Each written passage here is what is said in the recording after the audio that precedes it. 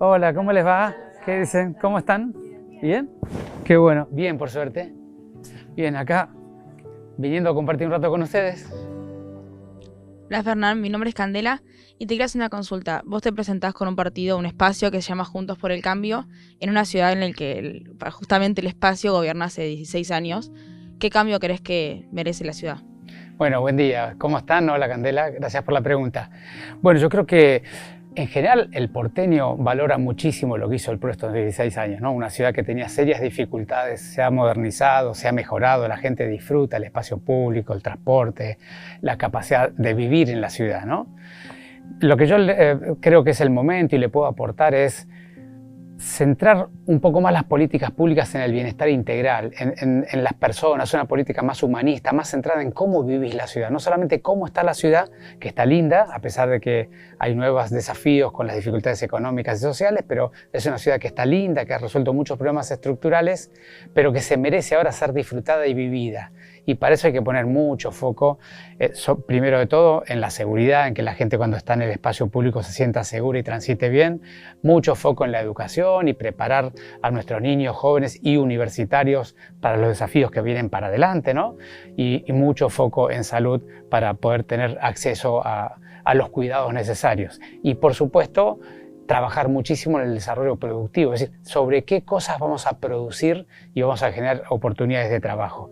Pero además cuidando un poco la vida del barrio, ¿no? La vida, volver a la escala humana de la ciudad en cada barrio, respetando su historia, su cultura, su forma de vivir, y también llevando ahí la educación, la salud, el comercio, tus vínculos, el deporte, todo en un lugar donde se vuelve a reconstruir un poco la relación del vecino y la persona que conoces, que le conoces la historia, conoces la familia, que dialogás cuando te los cruzás en el almacén. Ese es un poco así el paraguas general de lo que yo creo que hay que ponerle como agregado a lo que ya tenemos hoy, que es muy importante. Hola Fernán, ¿cómo estás? ¿Todo bien? Emanuel mi nombre, tengo 19 años, soy estudiante. Recién mencionabas el tema de salud. Te quiero comentar, yo en los últimos días estuve en una reunión, en una charla, en donde las madres que tienen hijos con consumos problemáticos o madres que hasta han perdido hijos, entre ellas estaba la madre del cantante Chano, ellas mismas decían que no se le da la visibilidad que se merece el tema de las adicciones. Te quería consultar vos como ministro, ¿por qué no hay un enfoque en esto particularmente? Gracias. Bueno, gracias, Emanuel. Bueno, en realidad es más complejo, hay más dimensiones que las que estás trayendo, ¿no? En buena parte, la tendencia a la invisibilidad del consumo problemático es una problemática social y familiar también, porque todos cuando estamos involucrados en ese problema no nos gusta que el conjunto de la sociedad se entere de lo que nos pasa internamente, ¿no? Así que es bastante cultural. Pero digamos, desde las políticas públicas nosotros venimos trabajando mucho en dar respuestas, sobre todo en la pospandemia, porque la pospandemia nos vino a empeorar un poco las condiciones emocionales y la salud mental y ha empeorado muchísimo el consumo de sustancias problemáticas, empezando por la más común de todas, que es el alcohol, ¿no es cierto? Lo que pasa es que además en la Argentina tenemos ciertas limitaciones, porque la ley de salud mental, que vos sabés que se ha discutido mucho, ha mejorado muchísimo el marco jurídico para la atención de esta problemática, pero tiene algunos aspectos que todavía hay que mejorar porque ha traído nuevos problemas, como son las discusiones de las autonomías relativas, son los momentos difíciles, ¿no? Ahí hay un punto para mejorar. Pero decididamente estoy de acuerdo con tu comentario, nosotros tenemos que seguir trabajando en eso. ¿Qué pensás del consumo normalizado de la marihuana hoy en día? Porque es una realidad que está en la calle, es un consumo que está más normalizado. Y segundo, una pregunta más personal, justamente si alguna vez te fumaste un porro y qué experiencia te dejó. Gracias. Sí, no, yo creo que hay que ser muy respetuoso del consumo individual, porque es una decisión individual de la persona. Creo que hay que poner todo el foco del cuidado en el tráfico, en los que viven de eso, que se aprovechan de eso. Yo creo que el secreto es poner todo el foco y poner más foco del que estamos poniendo, ¿no? Mejorar un poco, y ahí la articulación entre el gobierno nacional, el gobierno regional, tenemos que trabajar mejor en eso, porque todo lo que es la cadena de distribución de las drogas genera mucho dolor, genera mucha violencia. Hay mucho aprovechamiento de gente que la está pasando muy mal y que encuentra ahí un atajo corto que luego se le viene como un gran drama. Entonces, tenemos que entender que todo lo que es el tráfico de las sustancias, de las sustancias prohibidas genera mucho daño en la sociedad y que ese daño es mucho mayor en los que lo están traficando, lo están transitando, lo están comercializando, lo están llevando, lo están cuidando, a la persona en forma individual. Pero también hay que atender a las personas individuales que requieren o que piden ayuda, así que ambas cosas son ciertas. ¿Y qué pensás del consumo del porno?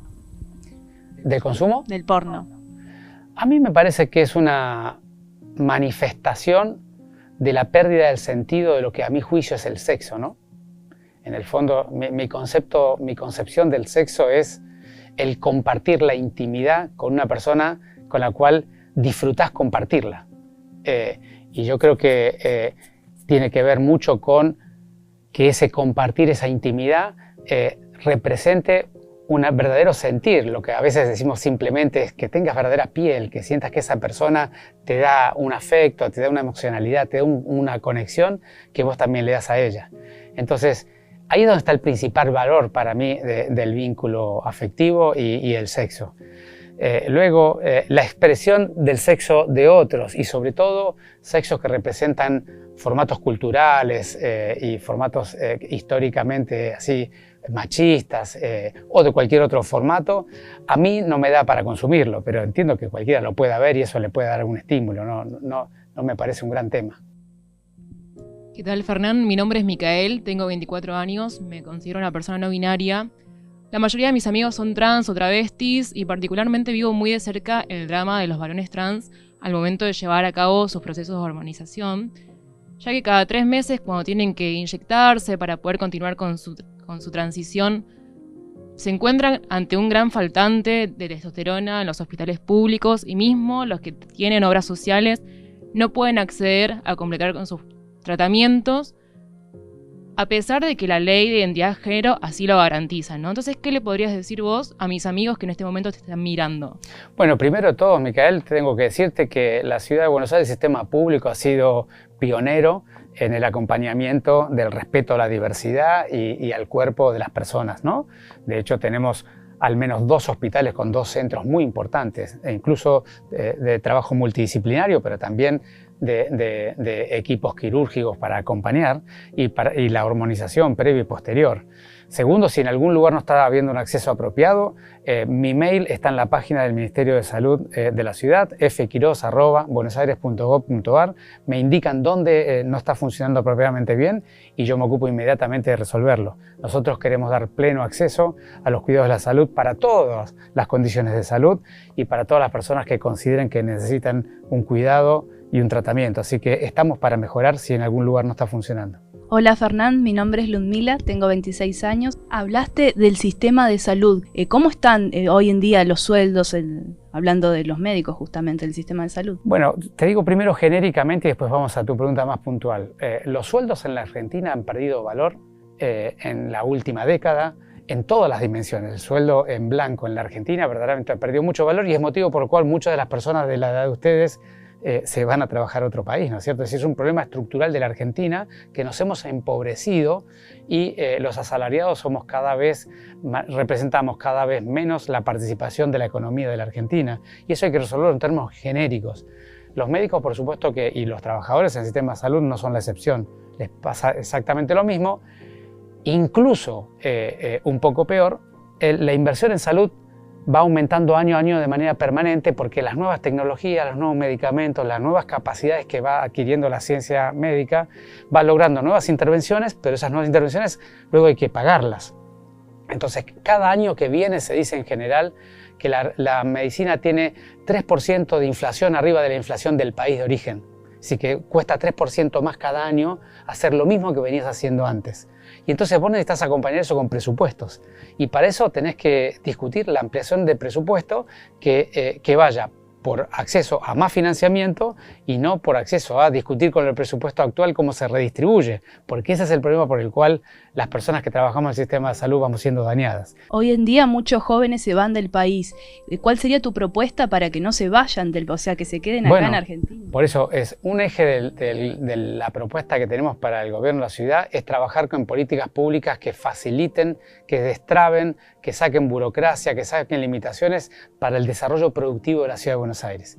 Y ese desarrollo productivo tiene un conjunto de campos fáciles de entender, pero el desarrollo del trabajo, de la economía del conocimiento, del trabajo para el exterior, es decir, la exportación de talento humano y de capacidad, recibir turismo y ampliar las capacidades de la ciudad de Buenos Aires, que es tan valorada de todo el mundo, y después los modelos de desarrollo de pyme, de microemprendimiento, de comercio, de diferentes industrias y por supuesto también de la construcción. En la medida que vayamos generando esas oportunidades, naturalmente el aumento de las oportunidades de trabajo mejoran también las condiciones del salario. Y ese es el camino, porque hoy lo que le pasa a una persona de entre 25 y 35, o de 20 a 35 años, que pueda ser un profesional de cualquier especialidad, que va a trabajar y con lo que gana no le alcanza para pagar el alquiler y poder comer. Entonces tenemos que trabajar en el tema alquileres, que es un flor de tema en la ciudad y en la Argentina, pero al mismo tiempo tenemos que crear unas condiciones de trabajo donde el que trabaje en el país le alcance para una vida digna, ¿no? Bien. Hola Fernán, ¿cómo estás? Soy Emanuel, tengo 25 años, soy licenciado en marketing. Trabajo de eso, brindo servicios digitales y día a día trabajo constantemente con empresas y también con emprendedores que buscan crecer su negocio, digitalizarlo, y siempre me encuentro con una problemática en común, que es la falta de conocimiento en herramientas digitales, en procesos de administración de negocio y en educación financiera. Mi pregunta es, ¿hay algún plan de trabajar de forma colaborativa con las entidades educativas para poder incluir estos pilares en los programas de educación? Bueno, vos fíjate, la educación tiene casi como dos mundos, ¿no? La educación primaria y secundaria, por un lado, y luego y terciaria, y luego la educación universitaria. Las universidades tienen normas de autonomía, es decir, que cada universidad va definiendo sus mejores estrategias. Por supuesto que naturalmente las universidades están permanentemente viendo cuál es la demanda laboral, la problemática del terreno efectivo para adaptar sus programas de capacitación. Así que seguramente allí hay buena parte de la solución de lo que vos proponés. Pero desde el gobierno de la ciudad tenemos un conjunto de programas para cooperar, para acompañar a la gente que adquiera nuevas habilidades, competencias y conocimientos en todas las líneas. El Ministerio de Educación trabaja muchísimo, el Ministerio de Desarrollo Productivo también, y ahí es donde podemos hacer la parte desde nuestro lugar. Te quería consultar, ¿qué te parece el lenguaje inclusivo, si estás a favor o en contra, y que hoy en día los jóvenes lo utilizan mucho? Para mí la inclusión y el respeto por la diversidad no pasa por ahí y no me emerge usarlo. Es decir, yo no lo uso, en mi casa no se usa, pero respeto profundamente al que tiene voluntad de usarlo. Me parece que en eso hay que dar plena libertad de que cada uno se comporte como siente ganas de hacer, porque cada una de esas actitudes, por sí o por no, representa una forma de vivir, de ver las cosas y de comunicarse, y hay que respetarlo. Fernán, ¿cómo estás? Mi nombre es Virginia, tengo 22 años. Te quería consultar un poquitito más como en tu intimidad, si alguna vez mentiste para zafar de algún problema o faltar al trabajo. Bueno, yo soy un convencido de que uno tiene que trabajar permanentemente para mantener, viste que todos somos una persona, tenemos una integralidad personal y luego tenemos entre comillas un personaje, que es con el cual nos vinculamos con el mundo, en la familia, con los amigos, con el trabajo, y ni que hablar los que somos funcionarios públicos, que somos personajes públicos, ¿no? Yo trabajo permanentemente para tener lo más cerca, lo más atado posible mi persona con mi personaje, porque eso es la base del bienestar de la persona, eso es lo que te mantiene en armonía espiritual. Cuando lo que vos pensás, sentís y hacés están suficientemente armonizados, estás mucho más en paz, te vinculas mucho mejor con los demás y sobre todo sos más feliz. Todos hemos tenido algún momento donde algo nos da tanta vergüenza que nuestro yo no nos permite decirlo, ¿no? A veces haces el silencio y a veces decís algo que no es estrictamente como lo viste. Y yo no soy una persona diferente a la mayoría, así que sin ninguna duda alguna vez he dicho cosas que no son correctas. Trato de dialogar con mis hijos, que hagamos el esfuerzo juntos de no hacerlo. Nos ha pasado situaciones de ellos, nos ha pasado situaciones mías, donde dialogamos de cómo administrar esa voluntad, esa fuerza para no mentir. Y trabajo permanentemente en eso. Y en general la gente lo sabe. Lo que más me dice la gente en la calle, además de agradecerme que en la pandemia se sintió cuidada, es: en tu palabra confiamos. Yo cuido muchísimo eso. Y vos como persona, ¿qué es de lo más cercano al día de hoy de lo que te arrepentís? Digamos, arrepentir es una palabra muy fuerte para mí, porque vos tenés que considerar que cada decisión que tomaste, la tomaste en un contexto, circunstancia y época determinada, ¿no? Entonces cuando vos la ves fuera de esa circunstancia y esa época, decís, bueno, no lo hubiera hecho. Bueno, pero en el momento tenías esos elementos. Entonces, para ir a la vida más pública que la gente conoce de mí, en la pandemia hemos tomado un montón de decisiones. Bueno, a la luz de la investigación, la información científica de hoy, a lo mejor alguna decisión hubiera sido un poco diferente o hubiera sido intensificada en algún lugar o desintensificada en otro. Pero era con la información que había ya, que había que decidir, no con la que tenemos hoy acá, ¿no? Así que me parece que pasa también por respetar el contexto en que vos decidís las cosas. Hola, mi nombre es Victoria, soy estudiante de Política y de Relaciones Internacionales y me gustaría agarrar la pregunta más por otro lado, más personal. Nos gustaría preguntarte si crees en Dios y cómo crees que eso afecta a tu persona pública, a lo mejor. Yo creo en la integridad del ser humano en términos de su componente físico, su componente psicológico y su componente espiritual. Creo que cualquier profesional de la salud que no pueda comprender esas tres dimensiones del que tiene que cuidar y atender, difícilmente lo pueda acompañar verdaderamente a procesar y a sanar los problemas que tenga, ¿no? Luego, verdaderamente hay diferentes religiones. Si verdaderamente hay un Dios y cuál es el Dios que representa a ellos, es algo que no te puedo dar fe, pero sí creo profundamente en que las religiones nos traen una dimensión de valores, de ética y de moral por un lado y de espiritualidad por el otro, que es esencial ponerle un foco. Claro, y siendo así, ¿qué opinión te merece el involucramiento de la Iglesia u otras instituciones religiosas en la salud o en el gobierno o en diversas ramas del Estado, por ejemplo? Yo creo que es muy importante que las instituciones religiosas se sostengan en el ámbito de la espiritualidad y del diálogo sobre cómo es un buen vivir personal y en comunidad. Pero creo que no es conveniente que entren en otras dimensiones que son más del ámbito mundano, ¿no? Es decir, eso es lo que creo. Y ya que hablamos un poco de la religión, la iglesia, ¿vos qué pensás de cómo ve la iglesia la homosexualidad? Porque es un tema que la iglesia nunca termina de decir que sí, que no, que está bien, que está mal. ¿Vos cómo ves, desde tu mirada, cómo ve la iglesia la homosexualidad? Bueno, la iglesia es una entidad que tiene un nivel de progresión. Es extremadamente lenta para la evolución de sus ideas, ¿no? Como tantas otras entidades de la sociedad civil, evoluciona muy lentamente y habitualmente descontextualizada de la época. Entonces yo creo que lo que le está pasando a la iglesia es que la cultura y la forma de vivir de las personas en sociedad en esta época está yendo a una velocidad muy acelerada y a las entidades que son más conservadoras, que les cuestan más los cambios, sobre todo que están basadas en dogmas y en conceptos muy rígidos, muy consolidados, le cuesta mucho adaptarse a esa realidad. Pero si vos lo escuchás a Francisco, él ha abierto ese diálogo.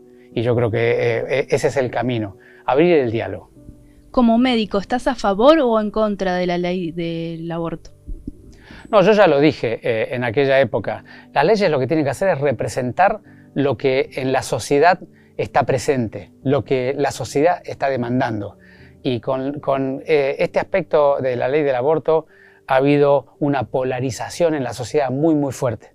Entonces yo lo que defendí siempre, y ahora lo que defiendo es la ley, que es la que tenemos, pero lo que defendí siempre es que dialoguemos un camino para encontrar un punto donde nadie se sienta perdedor en este debate, porque se discutían cosas muy profundas.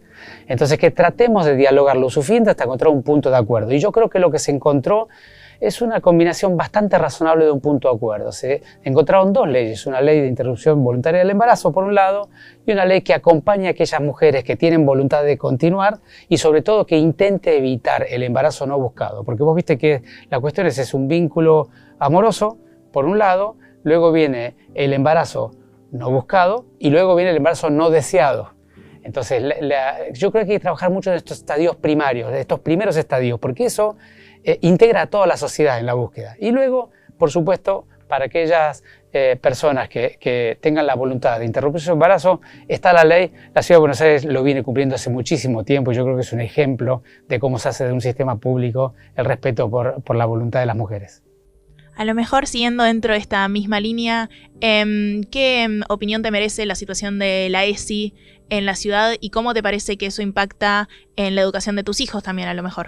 Yo creo que de todas las cosas importantes hay que hablar en cada etapa de la vida de la manera que hay que hablarlo, porque en el diálogo no solamente se aprende, sino que además se pone en palabras lo que te angustia, lo que te atraviesa, lo que te importa, y lo vas sanando y curando en el diálogo. Con lo cual, creo fervientemente en la educación integral, con esa mirada integral que tiene ese proceso, y yo creo que tenemos que trabajar cada vez más en hacer una educación lo más integral, lo más dialogada, y en eso tenemos que trabajar tanto la escuela, como la familia, como el contexto social y de amistad. Hola Fernán, soy Micaela Maidana, soy periodista y quería consultarte a nivel personal. Te lo pregunto como ciudadano que vive en la ciudad de Buenos Aires.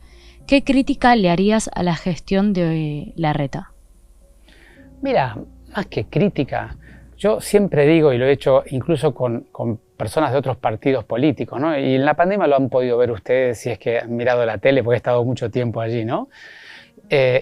Yo creo que el ser humano en general tiene una fuerte tendencia a sofisticar su heterocrítica, es decir, a ser cada vez más preciso en cómo encontrarle el error al prójimo, y a ir matizando y dominando su autocrítica, es decir, reseteando su autocrítica de manera que cada vez te permitís más cosas porque te las explicas a vos mismo. Y yo creo que es un problema conceptual del ser humano. Entonces yo trabajo muchísimo en lo inverso, en buscar conectarme por las coincidencias, porque cuando vos te conectás con el otro por las coincidencias, empezás a encontrar una forma y una posibilidad de cooperar. Y yo creo que el secreto de la Argentina es cambiar la palabra pelear por cooperar, porque de la cooperación vienen las soluciones. Dicho esto conceptual, voy más a tu pregunta más concreta. Yo creo que a la ciudad de Buenos Aires lo que le ha pasado es que estos últimos año y medio, dado el contexto social, político y económico que se vive en toda la Argentina, una ciudad que está rodeada por 12 millones de bonaerenses, que tienen algunos de ellos muchas necesidades, todavía no ha encontrado los mecanismos apropiados para responder a estos nuevos desafíos, que es más pobreza, más situación de calle, más indigencia, más dificultades sociales, políticas y económicas. Y yo creo que ahí, para el próximo gobierno, hay que encontrar nuevos horizontes, nuevas metodologías, nuevos instrumentos, nuevas políticas públicas para una respuesta más clara a esta dificultad que vemos cada vez con más claridad en la ciudad. ¿Cuál es tu opinión o cómo manejarías una protesta social? Bueno, yo creo que lo he contado muchas veces, ¿no? Pero yo creo que primero de todo que tenemos que ir a un proceso de terminar con los piquetes, porque el piquete en el fondo lo que representa es que un conjunto de ciudadanos que tienen algún motivo para hacer una queja y la quieren visibilizar, toman la decisión de visibilizarla quitándole los derechos a otro conjunto de ciudadanos. Entonces, es un formato extremadamente dañino que no agrega valor en el debate social. Lo primero que creo que hay que visibilizar las demandas sociales y entonces que no tengamos que llegar a ese extremo, ¿no? Y visibilizarlas significa ponerlas en el debate y buscarle soluciones.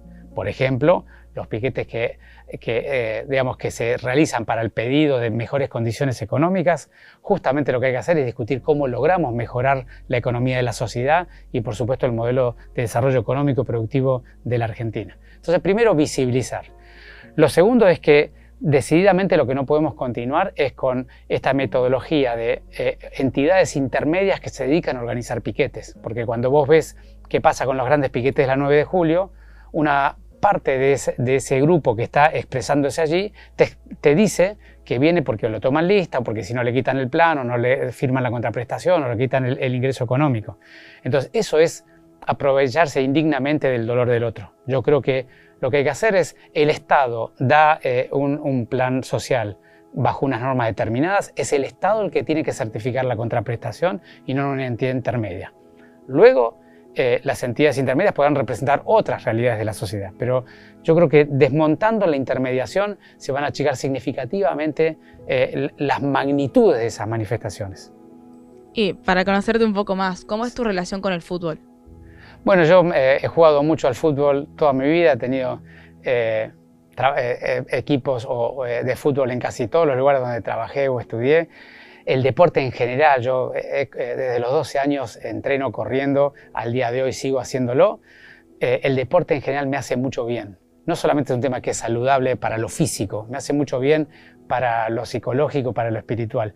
Y tengo que decirte que los momentos donde mis ideas, que siento que son más creativas, me surgen en la cabeza cuando estoy corriendo, por ejemplo.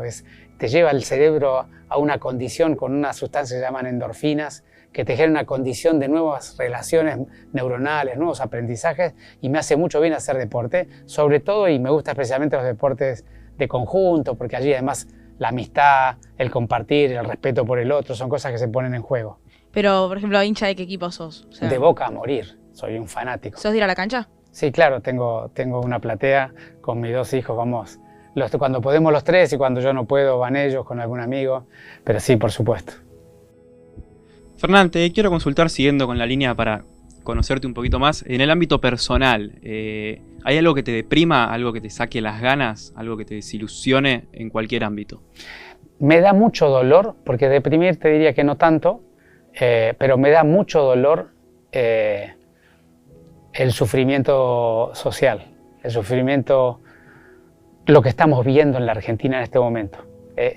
Me da mucho dolor la grieta me duele, porque es la representación más cabal de que lo que opina el otro, digamos que si el otro opina diferente, vos tenés que denostar a la persona en vez de discutir sus ideas. Denostar a la persona es lo peor que puede hacer una sociedad para construir un futuro superador para el conjunto. Y si no es cooperando, las sociedades no salen. El Homo sapiens ha logrado el desarrollo en la Tierra, básicamente por una cualidad que es su capacidad de cooperación. Y la cooperación tiene que venir de la mano del respeto al otro, en toda su dimensión al otro, en lo que el otro es y decide ser. Entonces yo creo que el respeto al otro y la construcción con el otro diverso son elementos centrales para el desarrollo. Y me da dolor ver que la Argentina cada año que viene por delante va desmontando cada vez más esas condiciones en la sociedad. ¿No crees igual que es muy difícil terminar con la grieta como tanto capaz tu espacio político o el espacio político, no sé, del Frente de Todos o otros espacios hacen las campañas políticas pensando en lo que hizo mal el otro? O sea, es muy difícil terminar con la grieta si de base esa es la campaña a hacer. Mira, primero yo no me vas a escuchar nunca hablar mal de otro, así que si algo que hago es justamente lo que vos estás planteando, ¿no? La grieta, como yo la interpreto, es aquel que piensa diferente a vos no tiene categoría de sujeto, tiene categoría de objeto y por lo tanto se lo califica, se lo etiqueta, se lo degrada, se lo denigra en términos de sus cualidades. Y cuando nosotros nos dejamos de vincular como sujetos y nos pasamos a tratar como objetos, se acabó la construcción colectiva. Eso es lo que yo creo. Una pregunta puntual. ¿Qué pensás de Cristina y qué pensás de Milei? Yo creo que tienen algunos puntos muy en común. No comparto la forma de construcción política de ninguno de los dos, porque ambos consideran que tienen una verdad monolítica y ambos consideran que el que no entra en esa verdad monolítica es pasible de ser cosificado y denostado. Y eso es exactamente lo que yo creo que nos hace daño como sociedad. Después, algunas cuestiones que ella proponga o que Milei proponga, puedo compartirlas, puedo tomar parte de lo que dicen, pero la forma de construcción política, porque en el fondo la política es el espacio que es de todos. Entonces, si vos decís, yo voy a ir al espacio público, que es el de todos, me propongo como un candidato para representar al conjunto de la sociedad con un formato democrático donde las mayorías ponen las personas y las minorías son respetadas. Si vos vas al espacio político, que es el de todos, tu principal responsabilidad es buscar qué cosas en ese todos diverso y tan diverso como somos en la Argentina, qué cosas del todo diverso vos puedes encontrar como coincidencia. Y esas coincidencias transformarse en una política pública, porque de eso se trata lo que es de todos. Ahora, estos dos políticos que vos me trajiste al debate tienen una mirada exactamente contraria. Es nosotros tenemos esta mirada monolítica. Los que miran diferente están profundamente equivocados o tienen maldad o son los que nos quieren hacer daño y por lo tanto hay que confrontarlos o generar el conflicto que lleva a la violencia con ellos. ¿Y cómo sería la relación nación-ciudad en caso de que juntos no gane a nivel nación y ustedes ganen en la ciudad? No, si yo soy el jefe de gobierno de la ciudad, voy a coordinar y cooperar con el gobierno nacional cualquiera sea. Y vos me viste, como va a ser en la ciudad en ese escenario posible, va a ser como me viste ser ministro de salud en la pandemia en la ciudad de Buenos Aires. Trabajé con todos los ministros de la Argentina, porque a eso venimos al espacio público. ¿Y qué te sedujo de la política? ¿Qué te motivó a dedicarte a esto? No, digamos, yo tuve 32 años trabajando en el hospital italiano, trabajé siempre en una organización sin fines de lucro, pero en el ámbito privado. Y verdaderamente cuando ya estaba por los 55, viendo un poco que tenía los últimos 10, 15 años de desarrollo profesional o de trabajo efectivo, tuve la íntima convicción de que no quería terminar mi desarrollo profesional de esa manera. Que yo soy una expresión de la universidad pública, yo no podría ser médico si no hubiera tenido una universidad gratuita para poder estudiar, porque no tenía las capacidades de pagarme otra forma. Y la verdad que, visto ese lugar, tenía muchas ganas de terminar mi proceso profesional devolviéndole a la sociedad aquello que yo había podido construir de mi propia persona. No me lo quería llevar a mi vida personal y a mi tumba, lo quería devolver. Y vine al espacio público a devolverlo. Y estoy haciendo mis mayores esfuerzos para devolverlo, entendiendo que además de lo que yo traía como saberes, capacidades y energía y afecto y cariño para entregar, tengo que aprender y tuve que aprender muchísimas cosas del ámbito público que son diferentes a las que yo traía. Recién hablabas de la educación pública. ¿Considerás que es para el futuro de los jóvenes? Decididamente hay que seguir mejorando e intensificando la educación pública y que ese tiene que ser la base del futuro. Pero permitime decir que no es solamente educación como formato de adquisición de competencias, habilidades y saberes. También la educación como un proceso de formación del yo, de las personas. Nosotros necesitamos construir cada vez más ciudadanos, personas que tengan todos sus derechos al acceso, con su propia libertad de elegir cómo vivirlos y transitarlos, pero que al mismo tiempo tengan la voluntad de aportar algo al conjunto. Y esa construcción de ciudadano viene después de haber construido la persona, una persona completa que siente que es quién es, quién quiere ser, cómo quiere transitar en este mundo, cómo quiere vivir su vida. Entonces la construcción del ser y la construcción del ser ciudadano me parece que son un componente esencial en el proceso formativo de nuestros jóvenes. Fernán, yo quiero saber cuál es tu opinión y la relación que tenés con Jorge Macri. Yo a Jorge lo conozco de antes de venir a la política personalmente y antes que él se dedique a la política, porque ambos hemos trabajado juntos antes de entrar en el espacio público. Y mi vínculo, incluso yo trabajé no solamente con él, sino con el padre de Jorge, ¿no? Previamente. Así que nos conocemos hace mucho tiempo, nos respetamos mucho. Mi vínculo es muy normal y dialogo con él con mucha frecuencia porque nos vemos continuamente. Yo creo en un formato de proceso preeleccionario donde el diálogo y el debate entre nosotros sea un diálogo que enriquezca, no, ya te dije hace un rato, no un diálogo que dañe. Con lo cual me llevo muy bien, es muy natural, no tengo ningún problema. Fernán, y una pregunta como más personal. ¿Hay algo que te dé miedo a vos? ¿Algo que te genere temor? Sí, me da miedo, me da mucho miedo no estar a la altura de las circunstancias en momentos difíciles. Sí, en la pandemia tuve mucho miedo toda la pandemia al respecto. Si yo era capaz de aprender lo que tenía que aprender para hacer las cosas de la mejor manera posible. Eso me da mucho miedo. Me da mucho miedo que le pase algo a mis hijos. Eso me da mucho miedo.